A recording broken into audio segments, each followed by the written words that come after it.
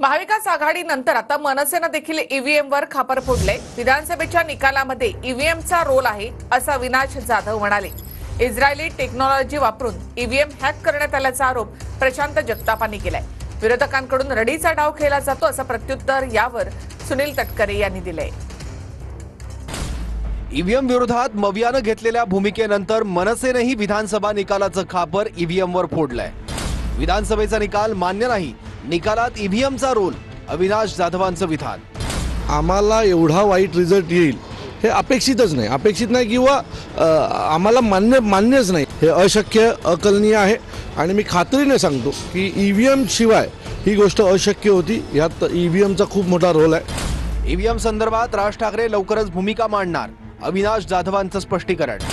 मला वाटतं साहेब लवकरच त्यांची भूमिका मांडतील। निवडणुकीच्या प्रचाराच्या दरम्यान कुठेही भारतीय जनता पक्षाची लाट दिसत नव्हती, उलट भारतीय जनता पक्षाच्या विरोधात एक लाट आहे असं वाटत होतं आणि निर्णयानंतर असं झालं की हे सगळं खोटं होतं, हे दाखवलेलं होतं। देशातील सर्व संवैधानिक संस्था उद्ध्वस्त झाल्यात। ईव्हीएम संदर्भात कोर्टानं दिलेल्या निर्णयानंतर राऊतांचं वक्तव्य। या देशातल्या जनतेचा जर निवडणूक प्रक्रियेवरती विश्वास नसेल आणि तरी न्यायालय ती प्रक्रिया रेटत असेल पुढे, तर या देशातल्या सगळ्या संवैधानिक संस्था या उद्ध्वस्त झालेल्या आहेत। विरोधकांकडून रडीचा डाव, न्यायालयानं ईव्हीएम संदर्भातली याचिका फेटाळली, सुनील तटकरे।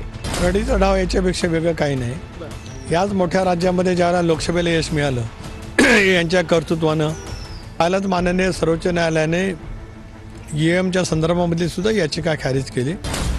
इस्रायली टेक्नॉलॉजी वापरून ईव्हीएम हॅक करण्याचा प्रयत्न, प्रशांत जगतापांचा आरोप।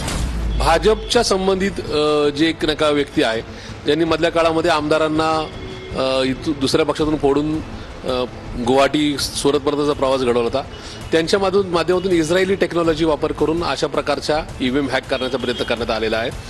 मवियाचे नेते डांबरटपणे वागतायत, मवियाच्या ईव्हीएम विरोधातील भूमिकेनंतर बावनकुळेंची टीका। महाविकास आघाडीचे नेते हे डांबरटपणे जे वागून राहिले, ईव्हीएम खराब आहे, डांबरटपणा आहे, अर्रावीपणा आहे। हा अर्रावीपणा, डांबरटपणा करण्यापेक्षा मतावर लक्ष दिलं पाहिजे, कुठं कमी झालो। ईव्हीएम संदर्भात राज्यभरातून तक्रारी येत आहेत, कुठेतरी पाणी मुरतंय, अंबादास दानवे। मतामध्ये सुद्धा प्रचंड तफावत आहे। ठिकठिकाणी काही ठिकाणी जास्त मतं मोजली गेली, जी 87चं फॉर्म होता याच्यामध्ये कमी आहेत, काही ठिकाणी कमी मतं मोजली गेली। आणि या सगळ्या गोष्टीचा जर विचार केला तर कुठेतरी पाणी मुरतंय, ईव्हीएम मध्ये पाणी मुरतंय हे स्पष्ट होतंय। ईव्हीएम मध्ये 0% पारदर्शकता, बॅलेट पेपरवर निवडणुका घेतल्या पाहिजे, बच्चू कडू। पारदर्शकता शून्य आहे ईव्हीएम मध्ये। तर माझं मत मारल्यानंतर ते चिठ्ठीवर दिसलं तरी ते प्रत्यक्षात आम्हाला किती भेटलं याची गणना नेमकी होत नाही।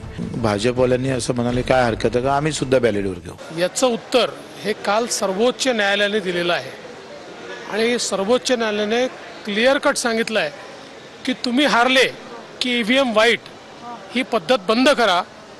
ईव्हीएम टॅम्पर प्रूफ आहे, ईव्हीएमची पद्धत चालूच राहणार आहे हे सांगितलेलं आहे। हा रडीचा डाव आता बंद केला पाहिजे। सिग्नेचर कैंपेन की बात कर रहे हैं बैलेट पेपर को लेके, क्या हम एक जन आंदोलन, लोगों की आवाज बन के हम कांग्रेस पार्टी आगे आएंगी, क्योंकि जनता चाहती कि अब वोट बैलेट पे होना चाहिए। एक वोट का अधिकार हमको है, वो भी अधिकार मशीन चुराती है। इस तरह की भावना जनता की है और इसलिए कांग्रेस पार्टी के राष्ट्रीय अध्यक्ष जी ने कहा कि हमें बैलेट पे वोट चाहिए और हमारे नेता राहुल जी उसका एक जन आंदोलन पूरे देश में खड़ा करेंगे। और इसलिए महाराष्ट्र ने हमने निर्णय लिया है कि जन आंदोलन जब राहुल जी का आएगा वो महाराष्ट्र में सबसे बड़ा रहेगा।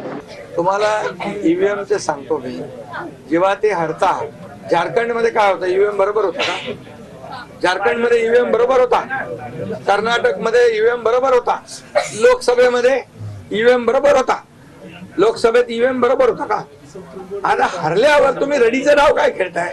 सुप्रीम कोर्ट असं म्हणालं की प्रत्येक वेळेस निवडणुकीमध्ये ज्यांचा पराभव होतो तो पराभव ईव्हीएमच्या माथी मारला जातो आणि यश आलं की मग ईव्हीएम चांगलं। आता मागे पण आमच्या लोकसभेच्या निवडणुकीच्या निमित्तानं महाराष्ट्रात महायुतीचा अतिशय खराब परफॉर्मन्स पण पाहिला, परंतु आम्ही त्याला ईव्हीएमचा दोष दिलेला नाही. ईव्हीएम काय आज नाही, वर्षानुवर्ष ईव्हीएम चालले.